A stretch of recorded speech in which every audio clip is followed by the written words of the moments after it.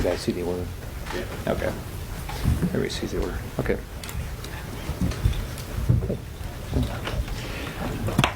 All right.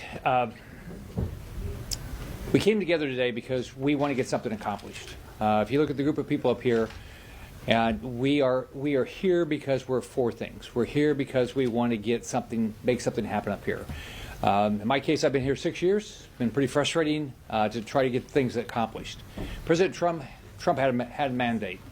I just went through my election, and I can just tell you what people were talking about, why they were voting for Donald Trump, and why they voted for Republicans. Number one, they want a secure border. They're fed up. They're fed up with drugs. They're fed up with criminals. They're fed up with terrorists coming across the border. They're fed up with having an open border. Number two, they're fed up with inflation. Now, they probably haven't tied inflation enough to government spending, but to the certain extent they are, and they're expecting Republicans to stop inflation. However we can do it, that's what their expectation is. So we came together to try to come up with how do we get something positive done. Number one, there ought to be probably a two-step process because it's going to take a while to do the things we have to do, extending the Trump tax cuts. So what should we do first? The American public wants right now a secure border.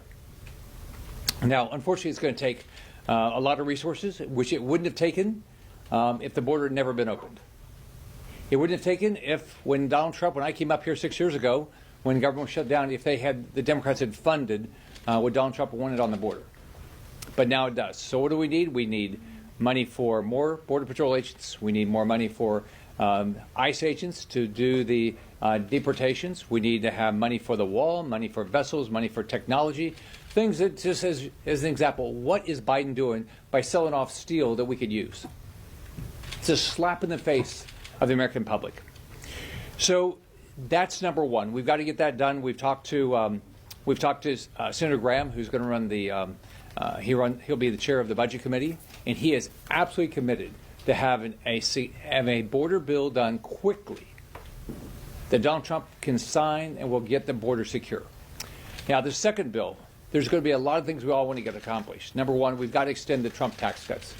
And there's probably a lot of things we can do to improve the tax policy of this country to do what we should be doing. Our tax policy should be doing, how do we make sure we fund our government, but how do we do it in a manner that we create jobs, don't destroy jobs? So there's a lot of opportunities to do that. And I know Senator Johnson and Senator Lee were both involved in that process a few years ago. In our letter, we say we ought to look at least $2.5 trillion worth of savings. Reality is the numbers are going to have to be bigger than that. Let's think about the numbers. We've had a 2% increase in population in the last 5 years, 53% increase in funding. Joe Biden's been president 1.6% of the history of this country. He's responsible for 23% of the entire federal debt. I've been up here 6 years. We've doubled the federal debt from $18 to $36 trillion. This is a problem. Inflation will not go away. Interest rates are not going to come down until we figure out how to start saving money. I know on the House side, the House Budget Committee has significant opportunities for savings. And I know that all of us are going to work diligently to find every dollar savings we can to make sure we take care of the American public, but also we save money. So let me turn it over to the chairman of the Freedom Caucus, Andy Harris. Thank you very much, Senator Scott. Look, the president won a mandate on November 5th, and the mandate, just as the senator said, was to deliver on the economy and deliver on the border. The bottom line is that what Congress needs to show the American people that we are 100% behind the president's mandate and the president's policy, and the letter indicates how we think it needs to be done. We do know that extending the tax cuts is incredibly important, but will require some hard decisions to be made on spending reductions in order to control the deficit. But the first thing we need to do coming out of the box is we need to pass an emergency border bill. It has to be passed, obviously, because we don't expect any help from our Democrat colleagues while they're spending their time selling off border wall. We're going to have to actually pass a bill that makes us buy back border wall or buy new border wall because it's being sold off, in addition to all the things Senator Scott said. So we need to go ahead on a bicameral basis. The Republicans need to show we are behind this agenda. We need to deliver on a border bill as soon as we can because the American people expect it, and then we need to immediately turn our attention to improving the economy by making sure that the average American does not get a tax increase, that we deliver on some of the President's promises like tax on tips, and that we control the growth of the, I should say control the growth of the federal budget, and therefore decrease the federal deficit. So again, this is going to be a bicameral effort. We are fully in support of what the President's agenda is, and this letter indicates how we think Congress ought to proceed. With that, I turn it over to Senator Mike Lee. In returning President Trump to the White House, the American people could not have been more clear. They want operational control over the border again. They want our country to not be under invasion anymore. They want border security. Our reconciliation proposal today keeps the promise made for Americans. We are going to deliver real border security right up front and no more kicking the can down the road. And a vital part of that first reconciliation package, which will include border security, we've got a fantastic way of paying for it, of offsetting it, through an appropriate mechanism that is tied to our lack of border security. My legislation that will be used as part of the pay for is called the America First Act. What the America First Act does is to stop, get the federal government to stop subsidizing illegal immigration, stop giving federal welfare benefits and other advantages that are supposed to go to U.S. citizens and not to illegal aliens. We can keep them out of the hands of those who aren't supposed to be here in the first place. We'll save an enormous amount of money. I mean, we're talking about $100 billion, possibly significantly more than that, depending on exactly how the score turns out. Look, for years, we as Americans have been told that we don't need to worry about one thing in particular when there's illegal immigration happening. That don't worry, they're not getting welfare benefits. They're not eligible for them.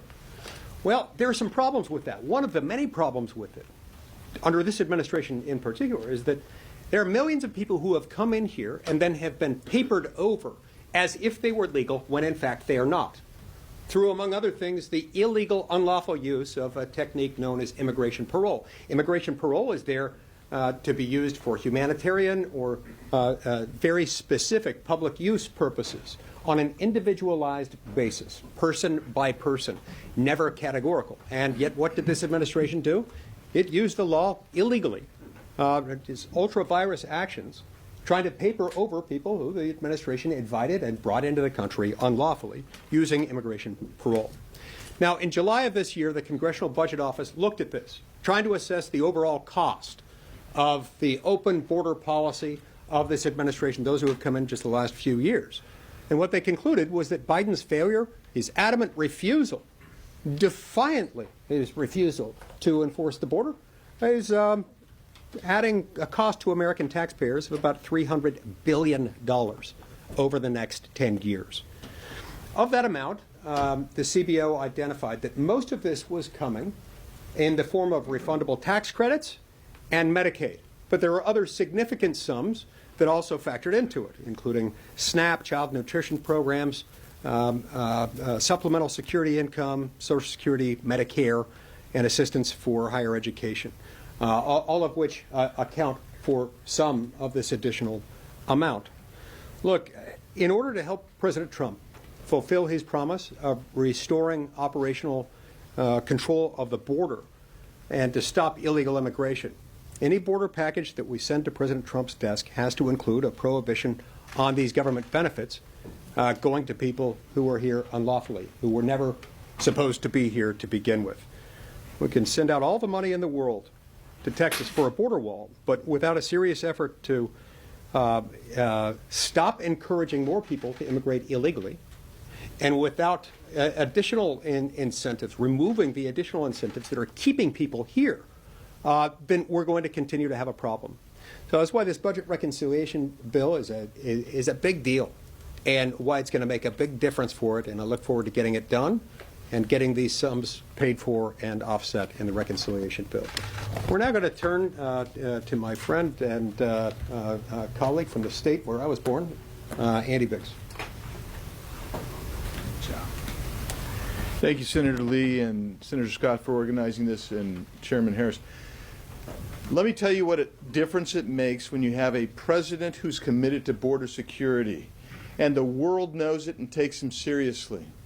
When I was recently on the border, $5,000 per person was the going rate to come across. You know what it is now? It's in excess of $10,000. Why is that? Because we are going to secure the border. Why is it that the Philippine ambassador to the United States has warned Filipino illegal aliens to repatriate to the Philippines? Because he knows we're serious. That's what we're talking about, and we're going through this process. It's a Byzantine process, this budget reconciliation process. But the first thing that we have to do, which is consistent with President Trump's mandate from the American people, because it's our mandate as well, is to make sure we do secure the border. So when we talk about sanctuary cities, what does that mean for sanctuary cities? It means they need to come on board. Because if their law enforcement is arresting someone who's a criminal illegal alien, then that alien is actually safer in the jail. That community is safer, and the ICE agents or the federal police agents are safer. And if a sanctuary city doesn't want to participate, then it's Congress's duty to ensure that they are not benefited by the federal taxpayer subsidizing their program. When we come to the first reconciliation bill, and we're considering what we need to do, we up here have agreed you have to make sure that you put the policies necessary and the resources necessary to implement border security. We saw President Trump was more than capable of doing that, and I'll just give you one statistical data point there. The Yuma sector. The last year under President Donald Trump, about 8,500 people encountered for the whole year, whole fiscal year. You know what it was under this administration? They had weekends, they had days with more than 8,500 people encountered. This administration has brought in record numbers of illegal aliens. And the American people said in November, on November 5th, they said, no more. And we have colleagues across the aisle who don't believe it. We have colleagues in our own party who don't believe that that's the mandate. But it is the mandate, and we're going to do all we can to facilitate adhering to that mandate. And that's the message that I leave. And with that, I turn the microphones over to my friend from Wisconsin, Senator Ron Johnson. Thank you, Andy. First of all, I want to thank all of my colleagues here on a bicameral basis for attending this press conference. This group of individuals are leaders. There are others, but these are leaders in Congress who realize that it is immoral to mortgage our children's future, and we want to stop that. We also fully realize that Biden's open border policy represents a clear and present danger to America. But this is also a group of people who oftentimes, unfortunately, get scorned because we generally vote no, because the uniparty is mortgaging our children's future. But we are a bicameral group of people who want to be part of the solution, who vote no most of the time, but we want to vote yes. And I don't think Senator Rick Scott or this group has been given near enough credit for, first of all, the tenacity of Senator Scott holding a weekly dinner where we talked about the debt ceiling. None of us had ever voted for an increase in the debt ceiling. We talked for week after week after week. Finally realized, well, the only way we're going to get something for increasing the debt ceiling is if we are willing to support something. So it was the Freedom Caucus that actually had the bill. And then very reasonable negotiation with their other House members to propose something that unfortunately Speaker McCarthy kind of frittered away that proposal. But anyway, we are here about solutions. And that is why we want to be very public that we support the two reconciliation bill solutions, starting out with a very rapid passage of something that provides President Trump the resources he needs to honor the promise he made to Americans, that the Americans support overwhelming margins to secure our border. But also being the accountant of this group, I have to provide a chart. Senator Scott talked about the fact that our population since 2019 has increased 2%, but spending is up over 50%. And this chart basically represents that. But I think what's notable about this, I put a baseline. If we would have grown our spending by a reasonable baseline of population growth, even with high Biden inflation, we would have gone from about $4.4 trillion in spending in 2019, and instead of spending almost $7 trillion this last fiscal year, we would have been spending about 5.7. The difference of spending above that reasonable baseline, and again, how can anybody dispute that it'd be reasonable to grow federal spending by population growth plus inflation, particularly when we're at $36 trillion in debt? The amount of spending over that reasonable baseline represents $8.8 trillion. We further mortgage our children's future. One final note. One of the techniques of the Uniparty in massively increasing spending is they've transferred discretionary spending into mandatory. I think that's, again, it's off budget. We don't appropriate that. It's just spending that occurs automatically. But most people when they hear mandatory spending think of Social Security. They think of Medicare or even Medicaid. The reality is, because of the actions of the Uniparty, since 2019, we've increased other mandatory spending. Again, not Social Security, Medicare, Medicaid, by about the same amount as we increased those three programs. Those programs have increased about $700 billion. Other mandatory spending has increased by $680 billion per year. Again, off the books. You can't touch it other than in reconciliation. And so when Senator Scott talks about $2.5 trillion as being a minimum level that we need to cut spending in our reconciliation package, I'm saying we've got about a $6.8 trillion pool of 10-year money that we should be evaluating for dramatically reducing the size and scope of government. Because when government grows, our freedoms necessarily recede. And I say that's the other value we all hold. We think government is here to jealously guard our freedom, not cause and exacerbate more problems and mortgage our children's future. So with that, I'm happy to turn it over to Congressman Ralph Norman. Thanks, Senator Johnson. I want to thank all the patriots behind me. Ladies and gentlemen, these are people who are willing to put their vote on the line for all the public to see and to solve a problem that the American people voted on November 5th, which is to seal the border, to stop the insanity that was deliberately done by Joe Biden. He did it to get a power base in his mind that would solidify his party in power forever. Guess what? It didn't work. It's not going to work now. And we agree 100%, Senator Lee, the pay-fors we've got to have. I wish we had them in our continuing resolution that we're voting on today, which is insanity at best. Senator Scott, you mentioned $2 trillion, not near enough. We have a math problem. If we owe $36 trillion, how does cutting $2 trillion really make a dent? It's a teardrop in the ocean. So it's going to take some serious cuts, some serious readjustments, some serious votes that everybody behind me is willing to take. And we are so excited about this new administration. We're so excited about the first tranche, hopefully, in the reconciliation of Border Patrol agents, funding for putting Tom Homan in a position which there could not be a better man to enforce what he says about deportation and getting this border secure. I'm excited about it. I'm excited about the tax cuts, hopefully on the second tranche that will extend what President Trump did that was so successful. And it's a great day in America, but it's going to take some courage that every one of these people behind me have, and we have got the plan that we're going to put out, and hopefully the American people will see what we're doing and have an up or down vote on it. So thank you for covering this, and I would like to call on my good friend, Clay Higgins.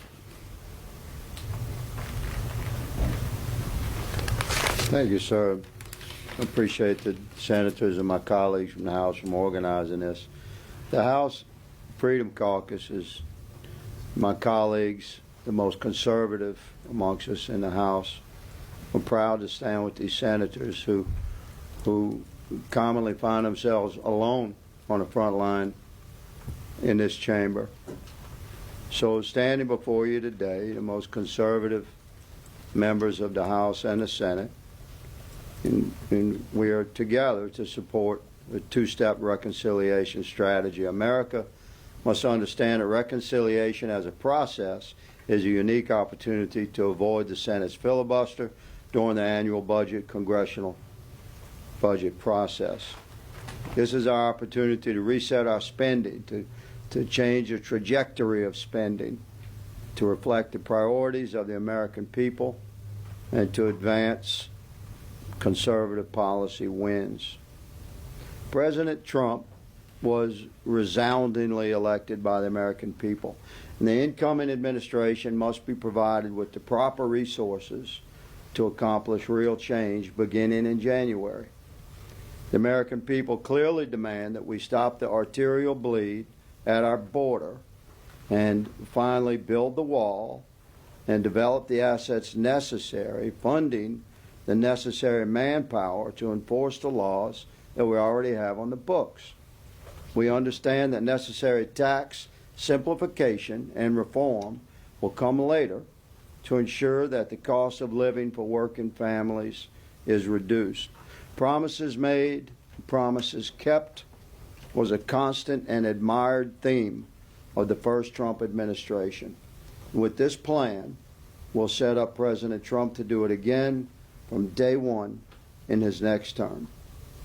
I thank the senators and my colleagues from the House for allowing me to speak today, and I'm honored to introduce the next, Scott Perry. Where's the general? There he is. There's my general right there. Well, thanks, ladies and gentlemen. First of all, credit goes to Rick, Mike, Ron, the senators that stand on the front line. Of course, our chairman, Freedom Caucus, Andy Harris. This is to show you and the American people that Republicans have a plan to realize and to make sure that not only President Trump's mandate, but America's wishes are fulfilled, and that they can be fulfilled quickly and completely. And so we're set on getting the border stuff done almost immediately, and it's going to be paid for correctly, and then we'll move on to the probably more complicated issue of making sure that people don't have to pay more in taxes than they should, and they don't have to pay more for the goods and services that they currently can't afford under a Biden administration. But the point is this plan has been put together with the great people up on this stage and others, but mostly led by Senator Scott and Andy Harris, and Republicans have a plan to make sure that President Trump's mandate, America's wishes, are fulfilled. Thank you all. Any of us can answer any questions that anybody has. Yes. The CR was brought up a few times. We'll start there. Elon Musk, Vivek Ramaswamy, even some senators are now posting on X saying that they should not take up this bill. The House, it sounds like, could vote on it today. You all don't usually vote for CRs. So what is your message to Speaker Johnson, and why do you think he put a product up like this out there? Over 1,500 pages, all right? The bills that never seen the light of day. None of us knew what was in them. People are expected to vote on very quickly. More regulation. I mean, just wasteful spending. No pay-fors, right? It makes no sense. This is we won the election. This has got to change. And people act like, oh, you can't balance a budget. So I balanced a budget when I was governor. I walked in a budget deficit. You do it by looking at everything you spend money on. Look at every line in the budget. Look at all the regulations. You can cut 20% of regulations. I'm very appreciative of what Elon Musk is doing and Vivek Ramaswamy, because we can do it. It's all doable. So I don't know. You probably want to talk about that. Let me just comment. Look, the American people don't send their representatives to Washington to vote on a 1,500-page bill in less than 24 hours that spends $110 billion, adds $110 billion to the deficit, without the opportunity to offer an amendment to perhaps pay for this bill. The process is broken. I think that Vivek Ramaswamy and Elon Musk recognize that if they are empowered to somehow reduce government spending and reduce our deficit, because as Elon Musk says, deficit equals inflation. That's the bottom line. When we do deficit spending, we're printing money, we are causing inflation. How are we going to change that if one of the actions we take after November 5th is to take a vote on a bill that's $110 billion, a direct addition to our deficit and our debt, without even a vote on a pay for. We have to change business, the way business is done in Washington. Look, unfortunately, it does look like we're probably going to vote on this today. I don't know. They're whipping the votes over in the House to see if they have the votes to pass this. I think most Americans would view this as exactly what they think is wrong with Washington. Do you have confidence in Speaker Johnson staying on then? Well, I don't know. I'm only one vote out of 220. Look, I think the Speaker could have handled this differently. At this point, I'm still supportive of the Speaker, but I will tell you that voices both inside the House Freedom Caucus and outside the Freedom Caucus have been very disappointed at what's happened this week. Anybody else want to say anything about the CR? No, I'll just quickly say it's like Chairman Harris said, it's the way it was done. Not going through a rule, not letting us vote individually. And guess what was hidden in there? And I'm still livid about this. Pay raises for us.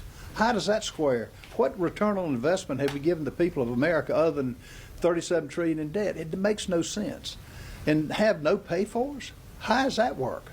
No family or business would do that. And no family or business, as has been mentioned, how do you read? A speed reader can't read 1,547 pages in less than 24 hours. It's insanity. Now, the next question is, what are you going to do? Friday at 12 o'clock, the budget. I mean, that's when the shutdown. Well, look, it is what it is, and we got to face it. But rather than saddle each one of you young people with more and more debt, it's insanity, and it flies in the face of the Doge Commission. That's what everybody's excited about. Yet here we do this. Makes no sense. We need to realize that since November the 5th, since we got this mandate for President Trump, the House, if we pass this bill with $110 billion, we will have passed more than $300 billion in additional spending since November the 5th. That's the trajectory that we have got to stop. Thank you. What else? Yes, sir. Democrats found out how hard it was to do immigration policy changes because of the Byrd Rule previously. How are you guys going to get around, or is there a way to get around objections to immigration policies that would be birded out? So, well, first off, if you look at what we're talking about spending and having pay-fors. That's what we're talking about doing. So we're not doing what the Democrats are trying to do is completely change the immigration policy of the country. I think it's not, it doesn't violate the Byrd Rule if you secure the border and you pay for it. I don't know if anybody else wants to add anything. Okay. Yes. I just want to put a finer point on this. Does everyone here have the prerequisite that you need $2.5 trillion at least of spending cuts, the elimination of the green credits in order to vote for the Trump tax cuts in the second reconciliation bill? I don't think that's the way we look at it. They're examples, but I think everybody up here probably expects to get more. But keep in mind, though, this is not that bill. We're talking about a different reconciliation bill, one that's likely to come up toward the beginning of the year. We don't expect the tax bill to come until a few months later. Let me also add, the way you ought to look at what's going to happen in 26 is a massive automatic tax increase. Now, I think most Republicans will do everything we can to avoid a massive $4 trillion plus tax increase. Now, from my standpoint, as we do that, I think somebody else mentioned simplification. I'd like to simplify and rationalize the tax code. That's going to take a longer period of time. But, there's some people arguing, well, you have to combine border security with that in order to get it passed. I think there's a great deal of pressure right there preventing that massive tax increase on the American economy. That would be completely counterproductive. It'd actually, in the end, increase deficits because it'll do so much economic harm. So again, it's avoiding a massive tax increase is what that's our top priority, really, once we get past securing the border. I think we'll take one more question. Yeah.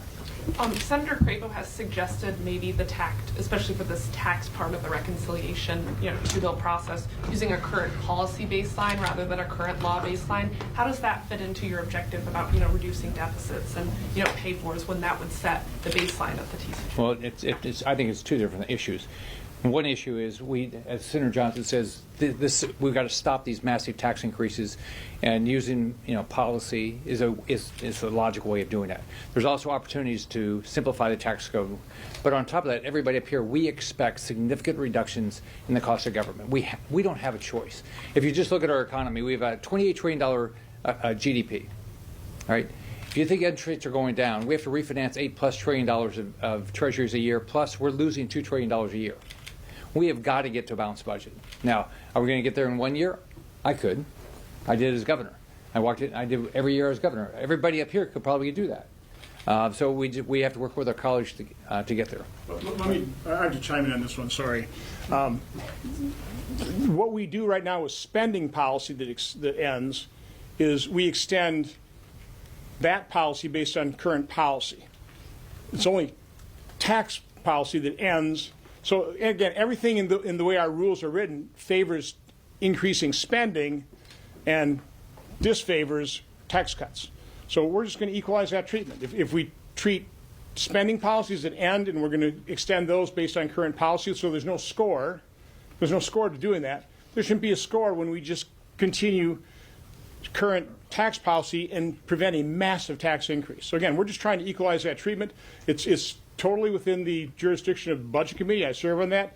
I think Chairman Graham hopefully will be supportive of that as well. It just makes common sense. Thank you, Your Honor. Thanks, everybody.